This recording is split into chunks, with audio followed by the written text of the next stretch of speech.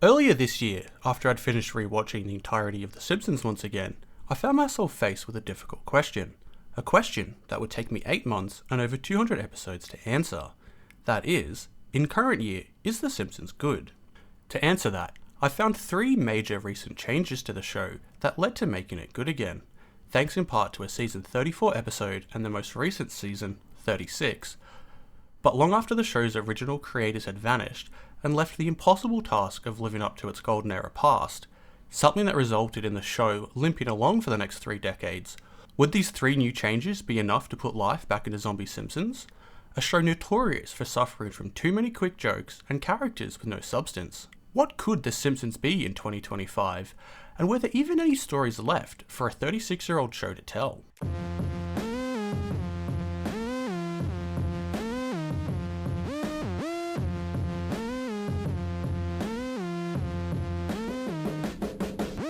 To help answer these questions and many more, I would review over 200 episodes of modern Simpsons to find out, starting back at season 27, the nearing end of Zombie Simpsons, through to the most recent season, 36. I would rank these episodes on a scale of 1 to 10, with 1 being Lady Gaga and 10 being an S-tier episode you should watch right after this video. To help keep things impartial and make sense, I also took an aggregate of IMDb user reviews to chart the success or lack thereof for each season. Now, you might be asking, but who am I to review The Simpsons? Well, I spent my whole life with the idea that The Simpsons was mid. Season 6 had finished before I was even born, so by the time I was watching TV, Simpsons had finished its downfall. Don't get me wrong, I've enjoyed many of the episodes over the years as a kid, but for me, it was a show that was always just around, seemingly doing its own thing. No matter what happened in my life, I knew with certainty that a new season of The Simpsons would drop each and every year. So love them or hate them, it's safe to say that you at least know of The Simpsons, just like it's also safe to say that The Simpsons fell off. Most people would agree that the first 10 seasons of the show were its best, with just about everyone agreeing that seasons 2 to 8 were its golden age, with season 6 being the best. If we follow The Simpsons over time on the chart, we can see the golden era peak and downfall, then a long period of Zombie Simpsons leading to the death of The Simpsons in its absolute worst season, season 30. And then we enter what I'm calling New Age Simpsons, seasons 33 and beyond. Did they revive the show? Will it soar to the heights of the golden era once again? Well, okay, the answer is a bit more complicated than that, but let's look to see why. We can't fully understand the 3 changes that make New Age Simpsons good again without first briefly looking into what managed to kill Zombie Simpsons. Seasons 29 and 30 are definitely the lowest point of the show. Just look at some of the reviews for season 30. I think Carl's review explains the issues the show is facing well. He says, "The stories are no longer clever, instead they're complete crap. I think they're trying to fill an obvious lack of story creativity with gags, and it's getting really old." While reviews like Charles's show the level of frustration the viewers were feeling towards Zombie Simpsons. Grrr, who was responsible for last night's monstrosity? He should be forced to apologise live on the air, and then be fired from the show, sterilised, and sent to live like an animal in the sewers below Los Angeles for the rest of his life. Okay, maybe Charles needs to chill out a bit, but fans were certainly tired of the way the show was running. But what is actually wrong with the show in these seasons? To answer that question, I would experience the death of Zombie Simpsons myself, to map the oceanic depths of the nightmarish hellscape abyss that is seasons 29 and 30, to see just how far the show had fallen and what was making Charles so upset. In doing so, I discovered seasons 29 and 30 highlight 3 main issues the show was facing. The first of which, it starts at the beginning of these new episodes. The new HD intro that started after season 20 is packed full of self-references and jokes they don't want you to forget about. Like when Maggie shakes her fist at the unibrow baby, this is a callback to an episode from 1994, now 30 years ago. The episodes in these seasons are full of these references from the golden age, and it feels like the show can't let go of the past and what it used to be. People who began watching the show at Bart's age are now older than Homer and Marge, who used to be a struggling lower class family. But in the nightmare landscape that's 30 years later, they're now homeowners with a solid income, something that's sadly become foreign to most people. Over this time, the show had seemingly used up every plot it could think of to the point where it began cannibalizing itself.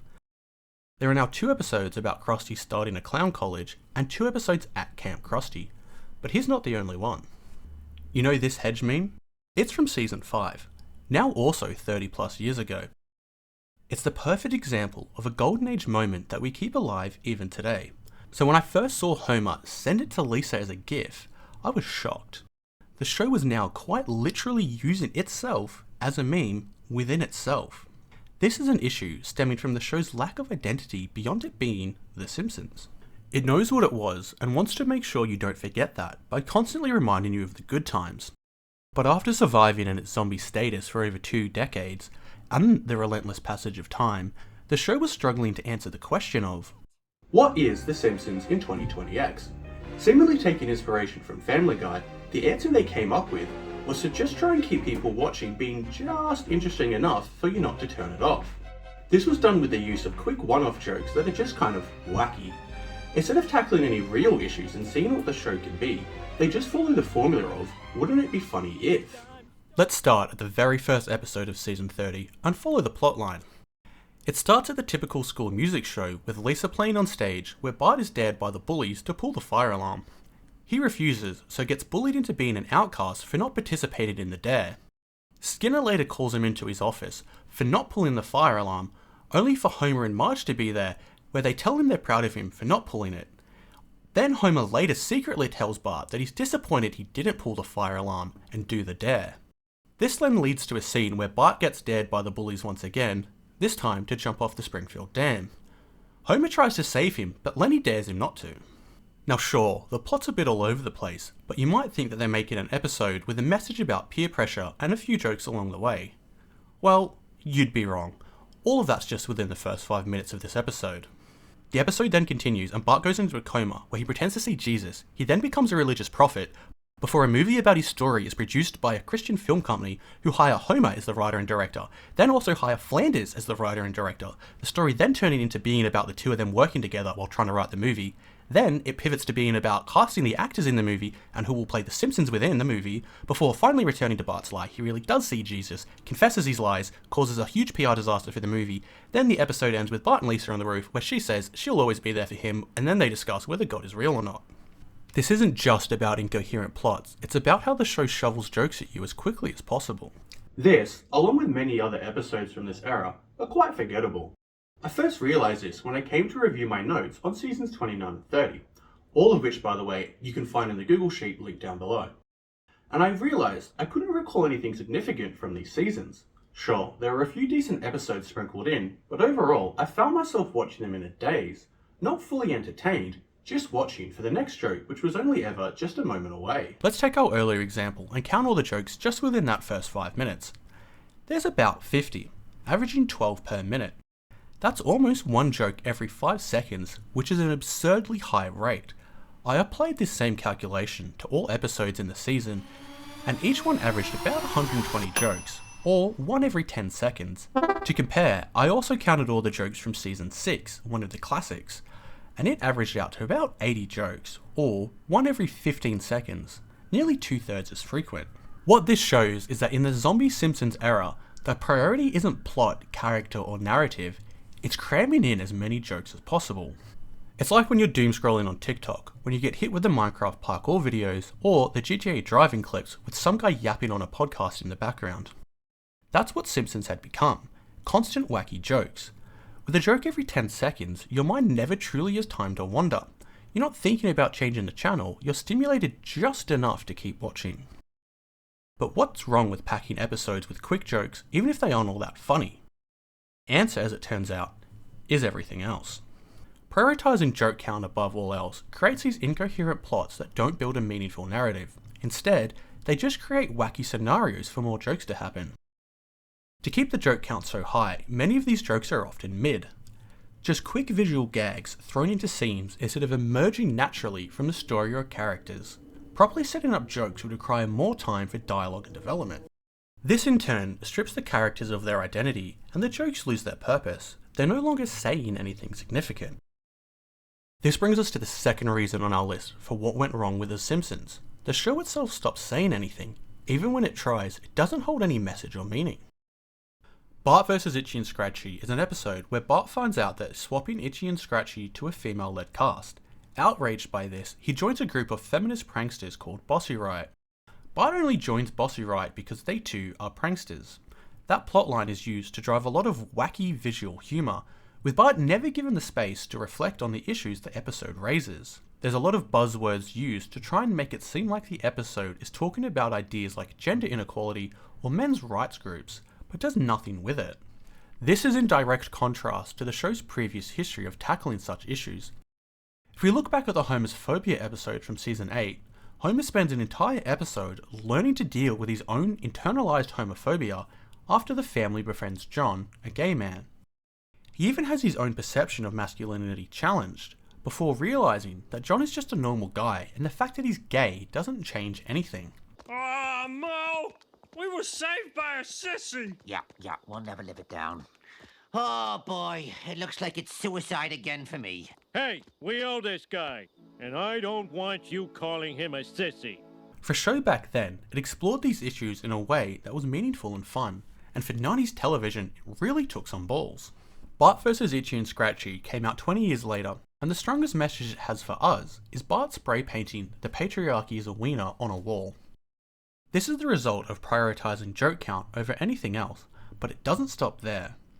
As the third issue with Zombie Simpsons is that the characters have been stripped of themselves.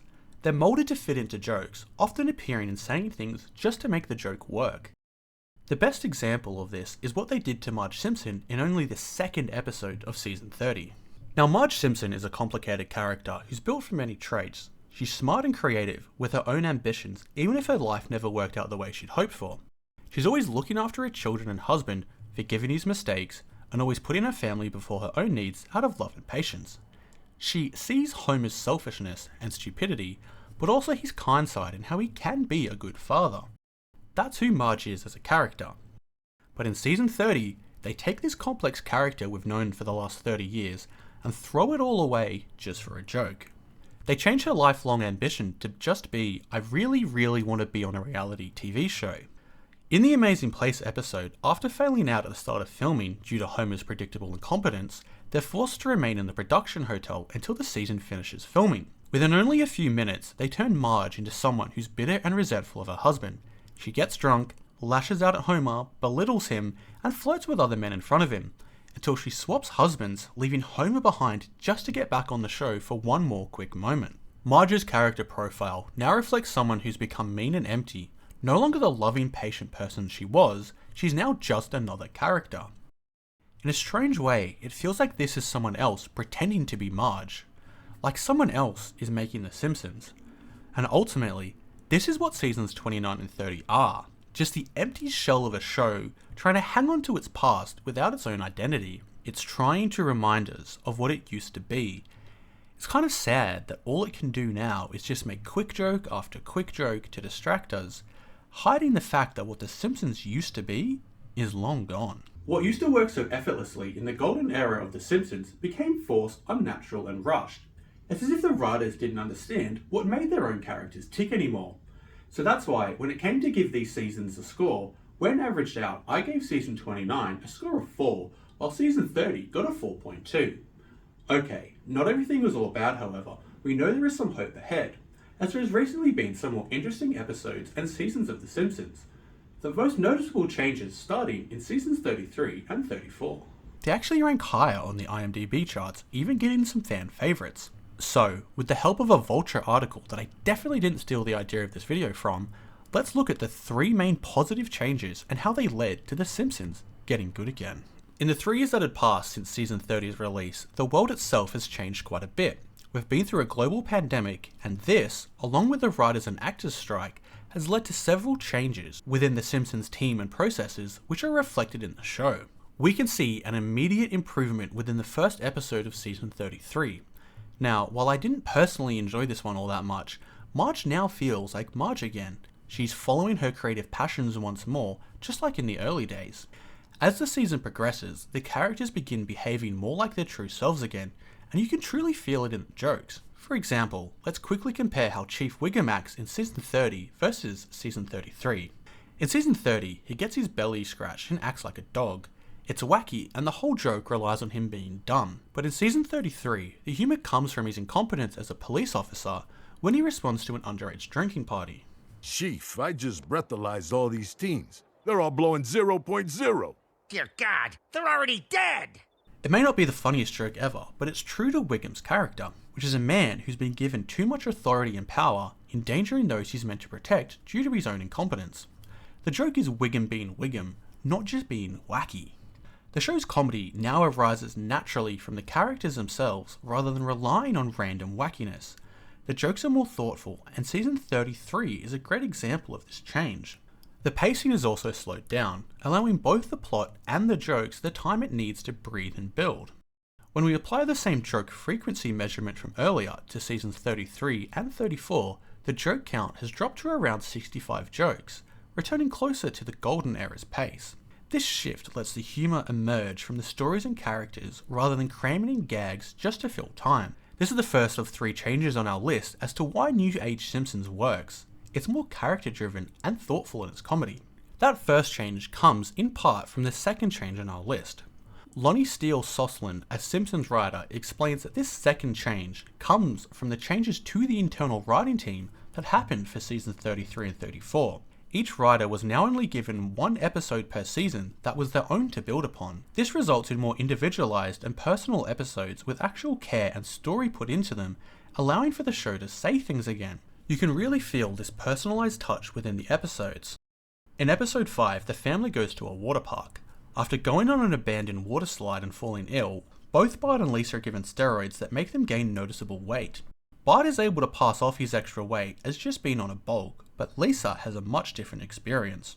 She struggles with the new mass, especially after one offhand comment from Marge, calling her chunky, gets stuck in Lisa's head. We spend the entire episode exploring how this affects Lisa's perception of her own body, and how she now resents Marge, who doesn't know how to handle the situation.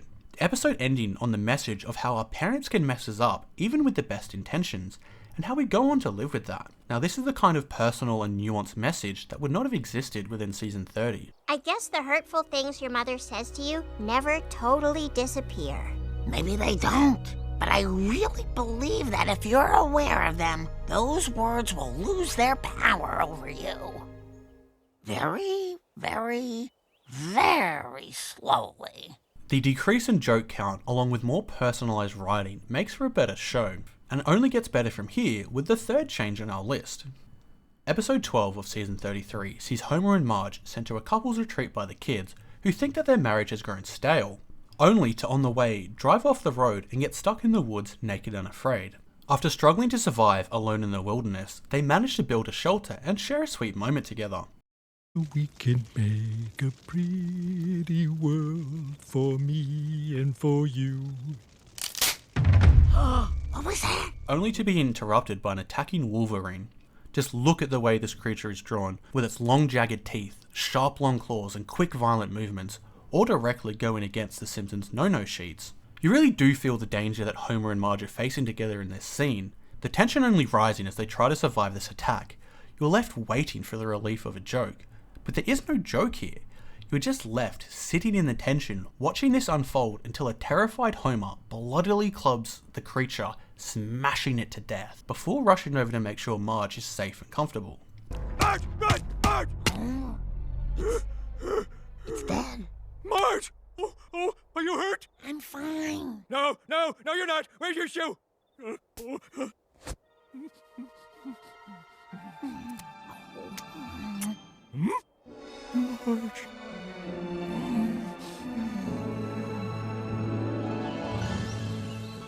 The message ends up being that no matter whether Homer and Marge are fighting for their lives or just watching TV on the couch at home, all they need are each other. The ending minutes of the episode are spent without dialogue as we watch Homer and Marge make their journey back to civilization. It's a touching episode looking into what makes their marriage work so well. This is the kind of episode you get when you spend the time to tell a story about the characters within. You can't write an episode like this if all you're trying to do is cram in as many jokes as fast as you can. Someone really cared about what they were making here. They cared about characters. This was the first episode that started to answer some of the questions I've had. It's a very good episode that doesn't feel like Golden Age Simpsons, but rather its own thing that's also good. And that's a secret to the third change on our list of what makes Simpsons good.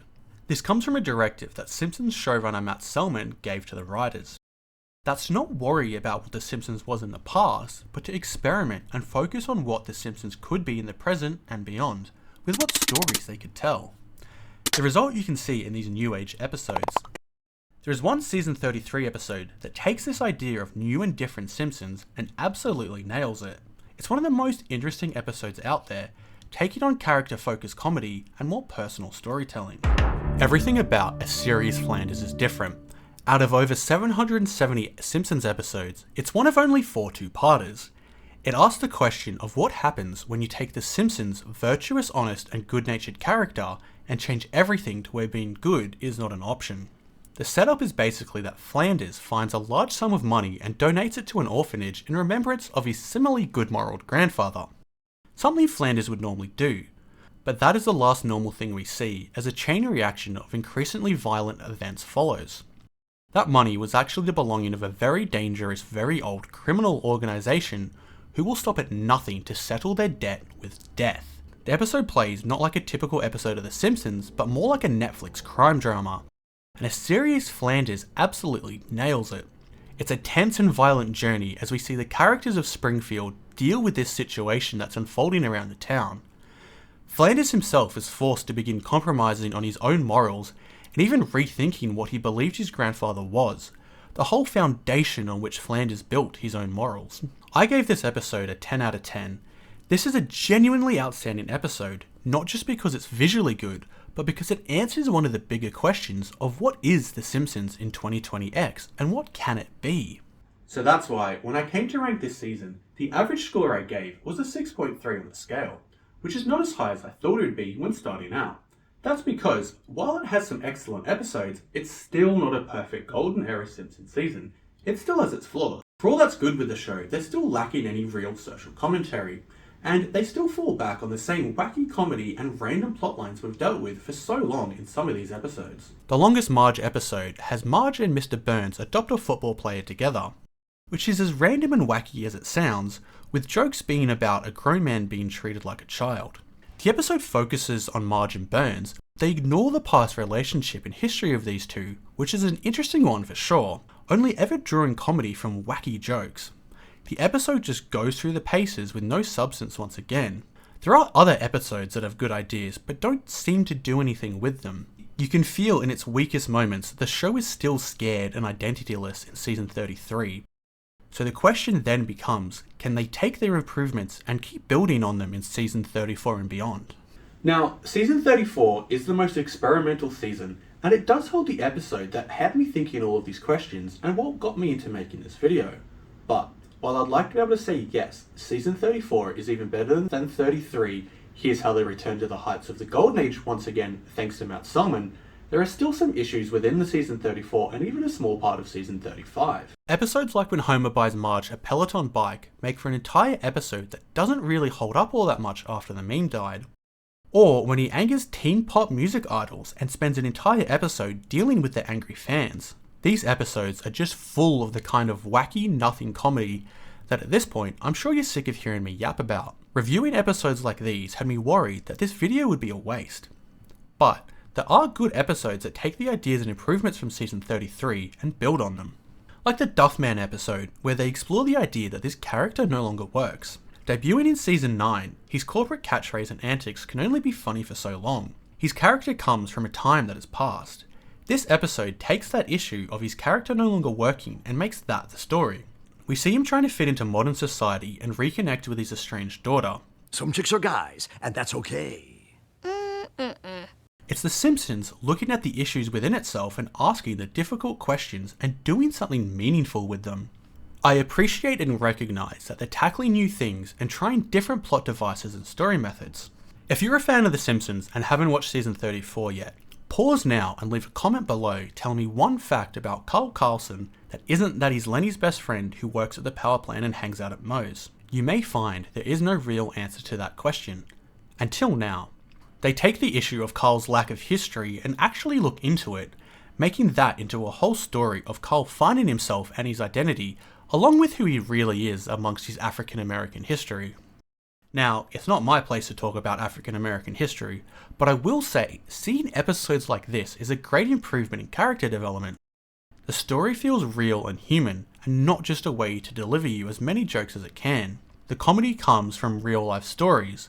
There are episodes in seasons 34 and 35 that pull apart The Simpsons, taking the idea of exploring and expanding what The Simpsons is and what it can be, and give us some very wild and experimental episodes.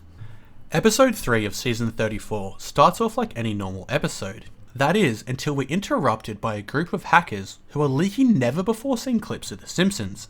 Clips that go against all known canon of the show just to show us some interesting scenes. Scenes like where Lenny is just Carl's imaginary friend, Martin is secretly an undercover midget cop for the school, and the general purpose guy.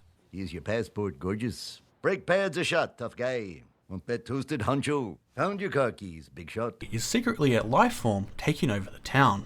Episodes like these take the what can the Simpsons be question to a whole new place, and it's not the only one. There's a whole episode that takes place entirely within a web browser window covering an online drama surrounding The Simpsons, showing us an online side to The Simpsons world we would not normally see. One of these episodes even explores the idea of what The Simpsons would be without Bart. The final episode of the season spends its entire time with Homer in a slow motion car crash as he's going through his windshield. He reflects on his life, his kids, what it would be to dislike their partners, and his marriage to Marge and her disapproving father. Season 34 also happens to hold one of the best episodes in modern Simpsons history. An episode that takes everything I've been talking about and makes it so clear. It's called Treehouse of Horror 33. This episode is what cemented in my mind the change of The Simpsons and gave me the idea for this whole video almost a year ago now. I've never been the biggest fan of the Treehouse of Horror episodes. I did enjoy some of the earlier ones like Nightmare Cafeteria, Time and Punishment, Bad Dream House, etc.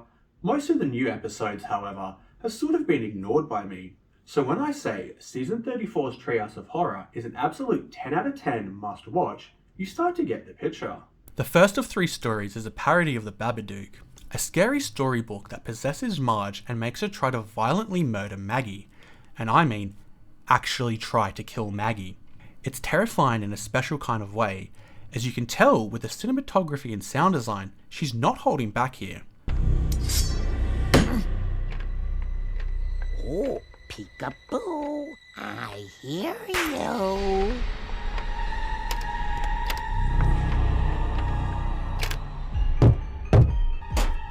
Maggie, let Mommy in. I know you're in there. Young lady, open the door this instant.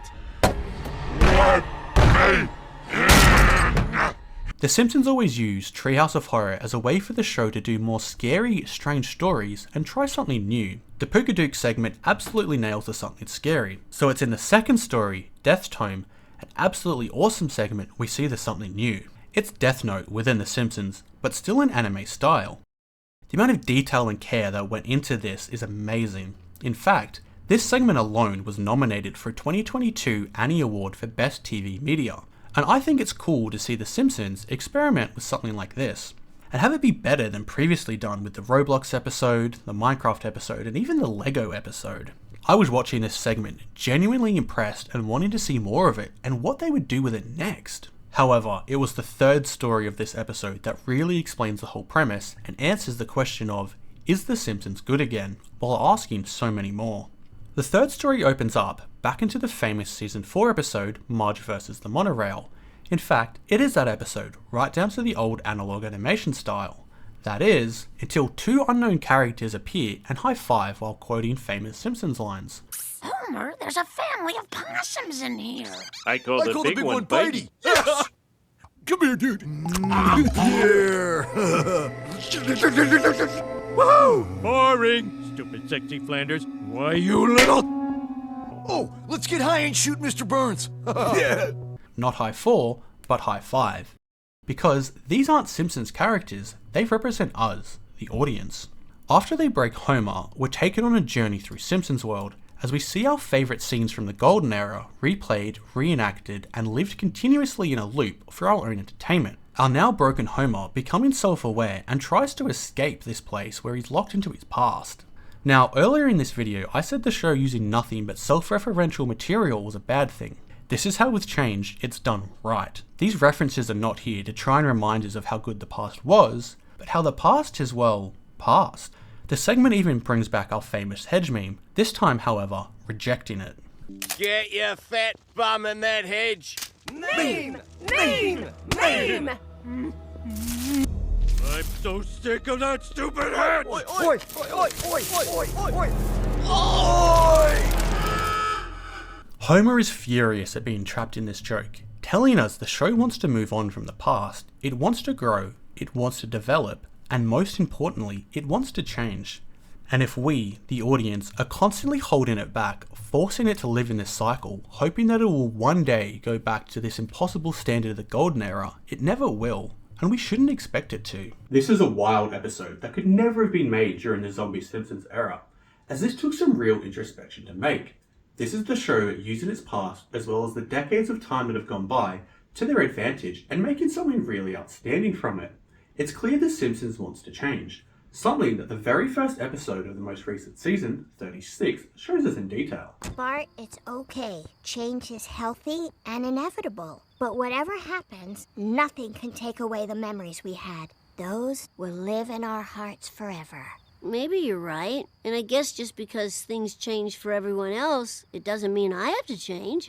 With the recent release of season 36, I will say, for the first time in my life, I've actually been excited for a new season of The Simpsons to release, so that I could sit down and watch it, waiting each week to see what they would release in this new age.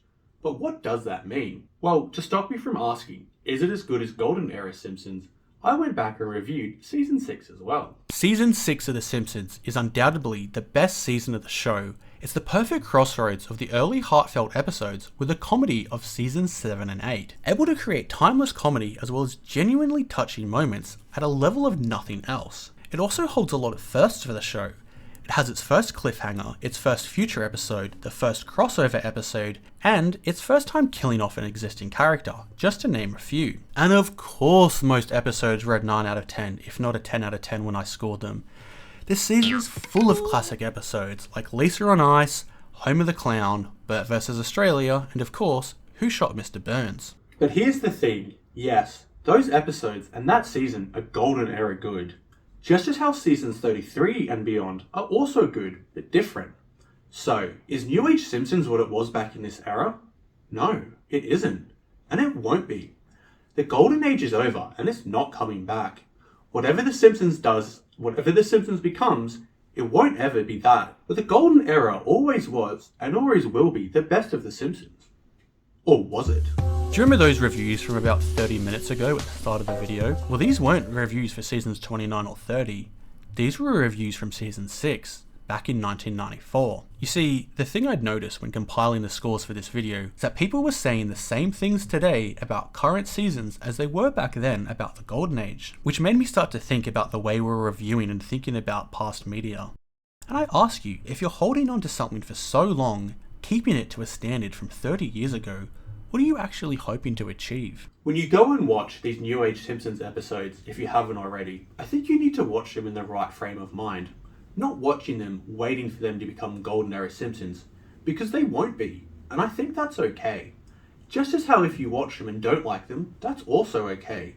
I didn't enjoy every single episode of New Simpsons, and I don't think you will either.